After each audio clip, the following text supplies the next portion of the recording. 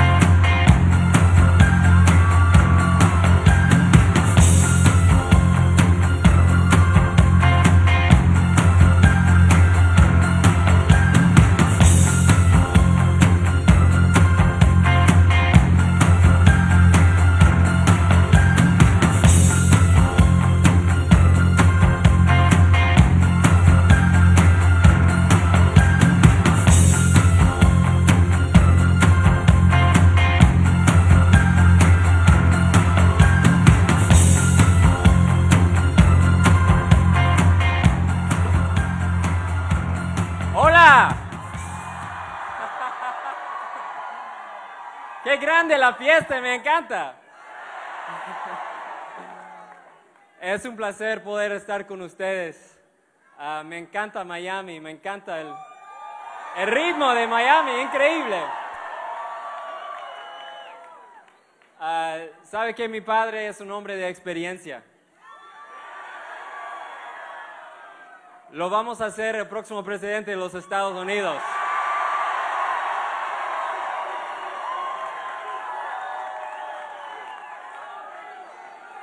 I'm gonna continue in English because I know not everyone here speaks Spanish. It is a great privilege to be able to be here with you. It's been an honor to travel across the country on behalf of my father, to speak to voters like yourselves who are passionate about the future of this country. It has been a great inspiration to me. When my dad, it was a little over 2 years ago, he got the family together and he asked us, I'm thinking about doing this again. What do you think? He didn't tell us I'm doing this. He said, what should I do? And we went through and we made our decisions. We let him know the pros and the cons. And one of my biggest concerns was that people wouldn't get to know him for who he truly is. I know my dad. He's a man of incredible integrity, incredible experience.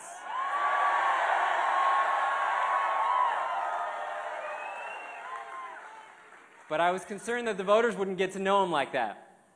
And so it was a concern for me. But in the end, all of us unanimously decided, not only should you do this, for our country, you have to do this.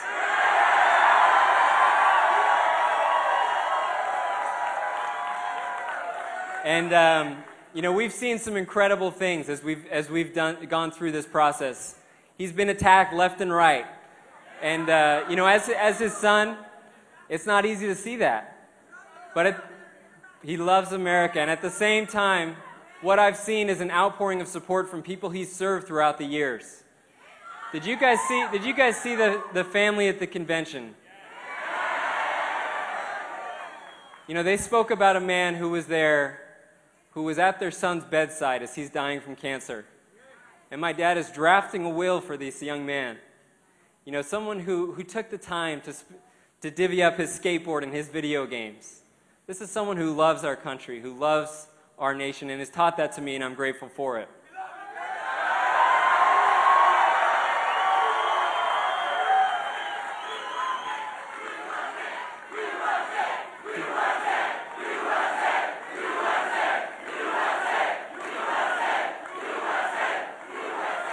Now, I was reminded of a story the other day. Someone told me that when they were young, they lived near my dad, and they actually TP'd his house when he was out one day. And for those of you who don't know, TPing is taking rolls of toilet paper and throwing it in the trees and the bushes. And it reminded me of something that I had forgotten about a long time ago. When I was probably 13 or 14, me and a friend of mine decided it'd be fun to TP our neighbor's house. And so we went to the basement and we grabbed all the toilet paper we could find, and we spent probably a half hour TPing our neighbor's yard. And I went to bed that night. I had a great time, I'll be honest. It was a lot of fun. Went to bed that night and couldn't wait to wake up in the morning and see, you know, the toilet paper hanging down. And I woke up, and it was all gone. All of it. And guess who cleaned it up? This guy cleaned it up right here. And boy, did I feel guilty. He never said anything to me. He never said anything, but he taught me a pretty important lesson. And, you know, I think he did a lot more by cleaning it up and not saying anything at all than he could have by sitting me down and giving me a lecture and telling me how I should respect our neighbors. I think we need him to clean something else up, guys. What do you think?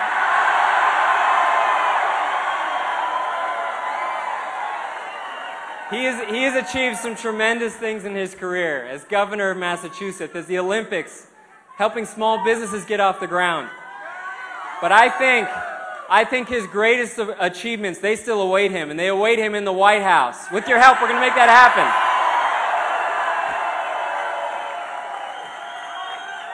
It is my pleasure and my honor to introduce to you the next President of the United States, my dad, Mitt Romney.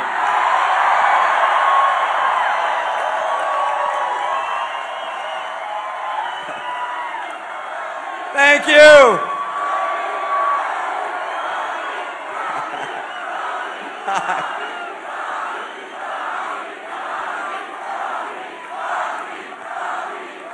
Thank you so much. What a welcome. What a Miami welcome. Thank you. Juntos con Romney. It's an honor to be here with you and to have my son here. I need to punish him for doing that. I forgot. Thanks for coming out this evening and giving me such an extraordinary degree of support. I was on a forum today on Univision. It'll be on in about an hour, so we'll get you out so you can go home and watch it. It's a great chance for people to see how we're going to get America working again. I know how to do it.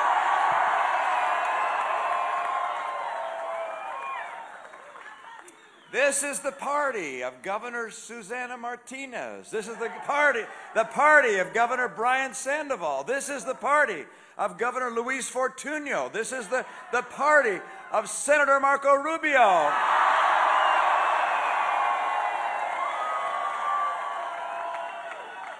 And by the way, this is the party of the next senator from Texas. Senator Ted Cruz is on his way too. This party is the natural home for Hispanic Americans because this is the party of opportunity and hope. Ours is the party that will bring a brighter future. Ours is the party of greatness. This is why Hispanic Americans are going to join this campaign. We're going to win because we're going to get the support of you and your friends.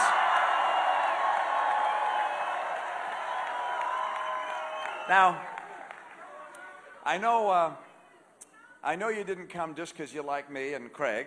I know you didn't come just because you're passionate about our party. I believe you're concerned about America. And I'm concerned about America. We've had a president who's been putting in place a political and economic program that a lot of us don't recognize. We haven't seen anything like this in America before. He said some years ago something which we're hearing about today on the internet. He said that he believes in redistribution. All right? I mean, there are people who believe that you can create a stronger economy and a brighter future if you take from some people and give to other people. Now other places that have tried that haven't done so well.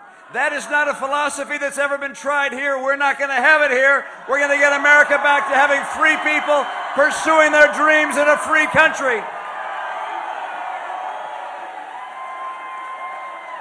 We have seen the results. We have seen the results of his economic and political strategy. We've seen what happened. He tries to blame someone else for the fact the economy's not going well, but he had a Democrat House and Senate for 2 years. He did what he wanted to do, and we're suffering because of that across this country. Americans need someone who will get America working again.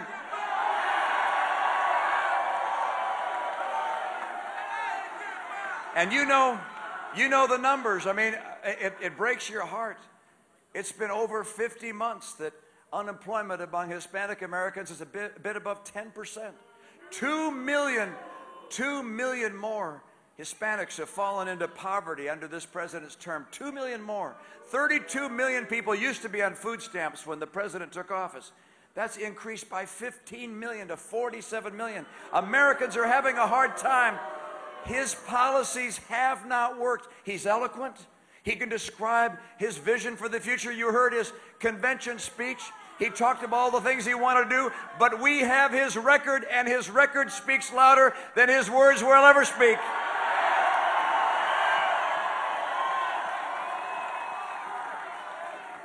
I expected at that convention that he was going to lay out his plan to get people working again. I expected him to talk about how he was going to get people out of poverty that had fallen into poverty.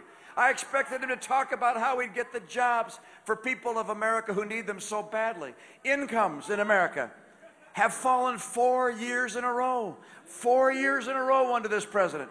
Look, he doesn't have a plan. He is out of excuses. He's out of ideas, and we're going to get him out of office in November.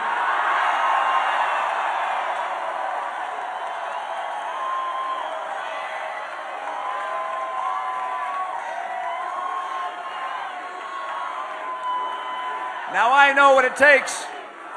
I know what it takes to get this economy going again.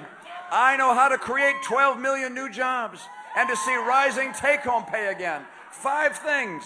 5 things. You've heard me talk about them. I'm going to keep talking about them to the end of this campaign, and then we're going to go to the White House and get them done. We're going to get North American energy independence by taking use of our oil and coal and gas and renewables. That's number 1, take advantage of our energy. Number 2, we're going to make sure trade works for us. We're going to open up more trade in Latin America and around the world and crack down on cheaters. Number 3, we're going to finally fix our schools. You know what? It's just simply wrong that our schools aren't the best in the world. They need to be. We'll put our kids first and the teachers first and the parents first, and the teachers union will have to go behind.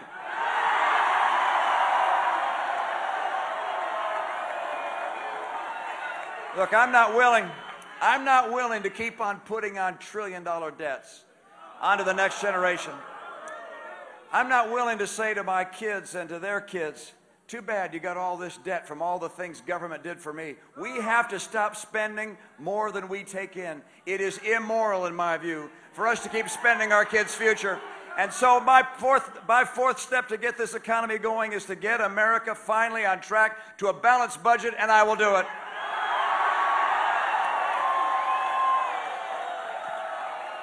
And number 5, first was energy. Number 2, trade. Number 3, fixing our schools and training programs. Number 4, getting us on track to a balanced budget. And number 5, we have to champion small business and help small business grow and thrive.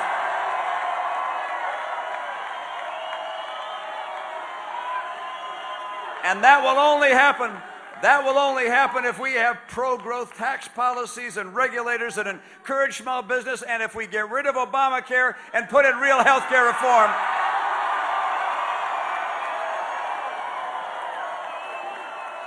Look, the choice is pretty stark.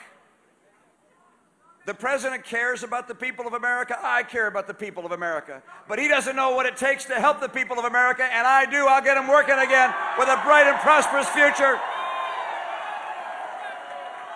He's making America more and more like Europe. Europe doesn't work in Europe. I don't want an America where we think the future of our nation is going to be guided by a government that redistributes the income of the people. I want more incomes for everybody. I want to lift people out of poverty. My dad was born in Mexico, of American parents that were living there. Yeah, I hear someone saying free Cuba. Let me remind you, by the way, as he says that, let me remind you that brave men and women in Cuba have just finished a fast to describe a hunger strike to stand up for freedom and to stand up for dignity. We respect people who stand up and speak out for freedom and democracy and liberty in Cuba and elsewhere around the world. And there were people in Iran a few years ago, and you may recall this, and they demonstrated, and they took to the streets. And what did they hear from the President of the United States? Nothing. Nothing. If I'm President of the United States, and when I'm President of the United States, I will speak out for freedom in Cuba and around the world.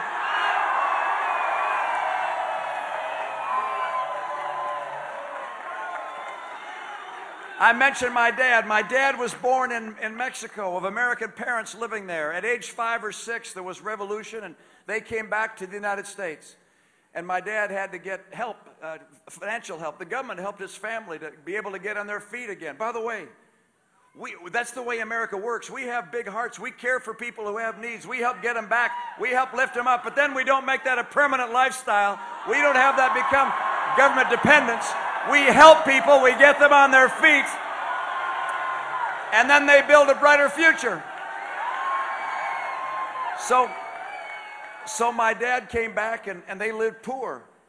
My dad used to tell us that one year they ate nothing but potatoes. That was when they lived in Idaho.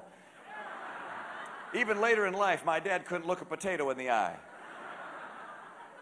And that's kind of a joke. But anyway, my dad grew up poor.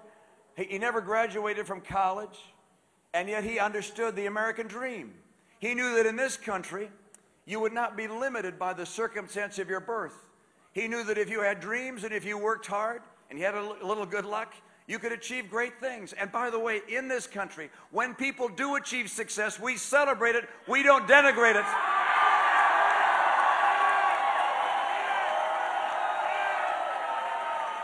And if you're one of the ones that starts a little business and it gets larger and it's successful and you're able to hire other people, we say thank you to you because we know you built it.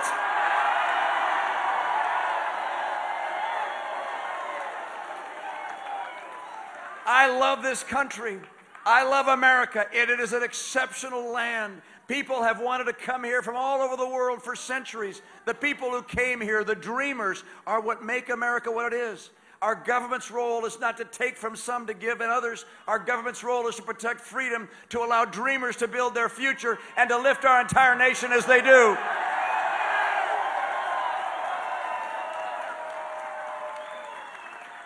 And so this is a choice of what kind of an America we're going to have. Whether the American dream is alive and well, or whether instead it's slowly smothered by a government that becomes more and more intrusive and takes more and more away from our free people. I will protect this country's freedom. We will protect the American dream for ourselves and for our children.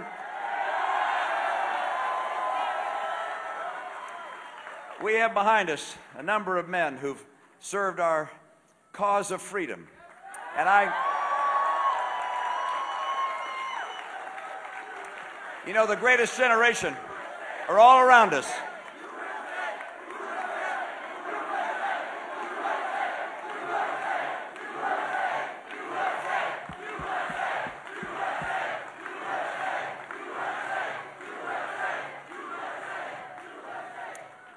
And I salute them. I salute the members of our armed forces. I salute the people who recognize how important it is for America to remain strong in our military. So strong, no one would ever think of testing America. We need a strong military. I will not cut our military.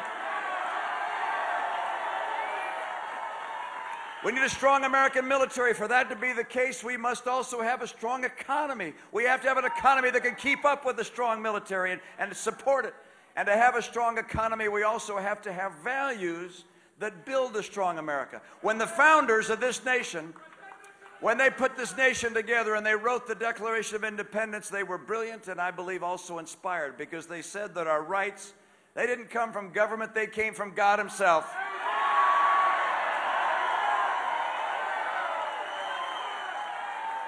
And among those rights were life and liberty and the pursuit of happiness.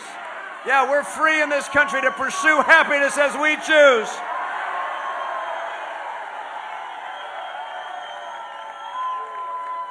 It is what made us who we are. This great passion for freedom, for opportunity, for building for ourselves. I was with Marco Rubio the other day. I'll bet you've heard him say this to you. He said that when he came here and he lived pretty humbly and pretty poor circumstances. He saw some big homes that were around the Miami area, and he said, you know what, I never heard my parents say, why won't those people give us what they have? He said instead, what I heard was, aren't we lucky to live in a country where if we work hard and get an education and take some risk, we might be able to get that ourselves.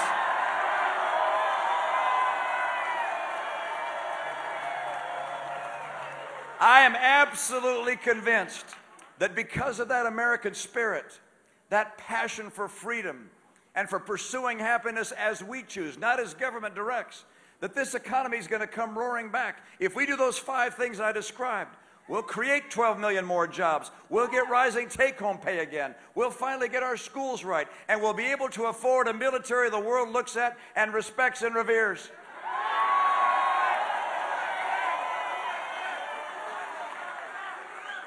And I know it's there. I know it's there. I know that's going to happen because I see the people of America. And I know it's in the heart of the people of America. It's in my heart. It's in your heart. I have a favorite experience from my Olympic Games, and this is tender. I hope you enjoy it because it happened at the very end of the Olympics of 2002. We had been struck on 9/11. Only 5 months later, we had an Olympics in Salt Lake City. We wondered if it was going to be safe. It was. And at the closing ceremonies, the Vice President of the United States came to be there for the recognition of our athletes. And he asked me if I'd choose one of them, Vice President Cheney did, to sit with him in the closing ceremonies, to sit next to him, to represent all the athletes. And I chose Derek Parra. Derek is Hispanic American, as you probably know, from Los Angeles, California. He's a rollerblader, all right? He rollerblades. And his friends said to him, you know, Derek, you're never going to get a medal if you just can only rollerblade. You got to pick up another sport. And so he tried ice skating. And because he was in Los Angeles, he hadn't done a lot of ice skating. I don't know that he'd ever ice skated in his life, but he put on ice skates, went out there and skated, and he was fast. And then he worked and worked and worked, and he beat these big guys from Michigan and Wisconsin and Minnesota, all the people who'd been on the skating team, and he became a member of the U.S. speed skating team. He came out to Utah and skated his heart out, and he got a silver medal. I think it was in the 5,000 meters. Then he got a gold medal in the 1,500 meters, the fastest man in the world on skates. Just amazing. And so I invited Derek to come into the closing ceremonies with the Vice President Cheney. And he did. As he was coming in, I said, Derek, what was the most meaningful experience in your Olympic Games? And it wasn't the silver medal, and it wasn't the gold medal. He said, Mitt, it was the honor of being able to carry in the American flag that had flown above the World Trade Center.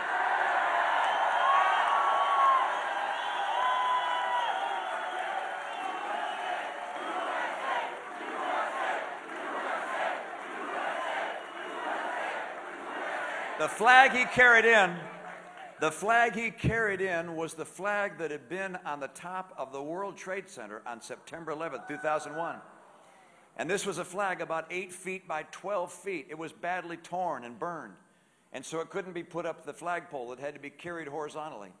And he said, we had expected that when the announcer indicated this flag was coming in and where it had come from, that the crowd would burst into cheers, but instead, total silence, complete reverence. And he said, we carried the flag and stopped in front of the choir, and they began performing the national anthem. And he said it was hard to hold on to my emotion as they were singing those words, and I was holding that flag. And then he said the choir did something I hadn't expected. Now, I knew it was coming because I was the guy that got to choose the version of our national anthem they sang. And they sang a version from the 1930s, arranged by Robert Shaw, where you repeat the last line a second time as a reprise.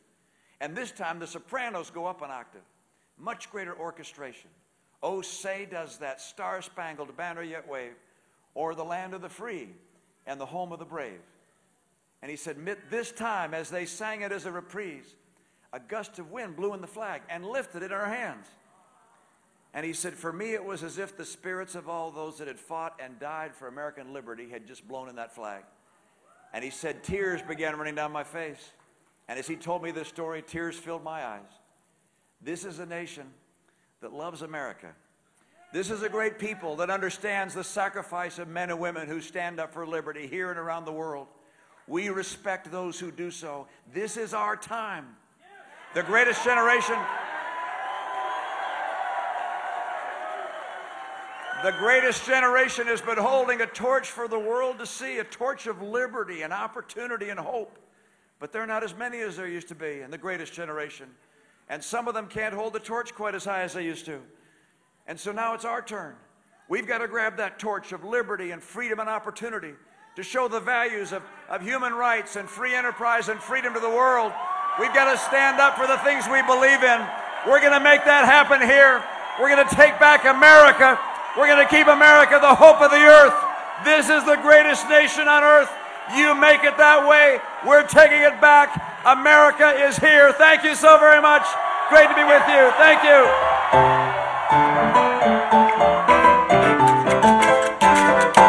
Vamos a votar por Romney. Vamos a votar por Romney. Vamos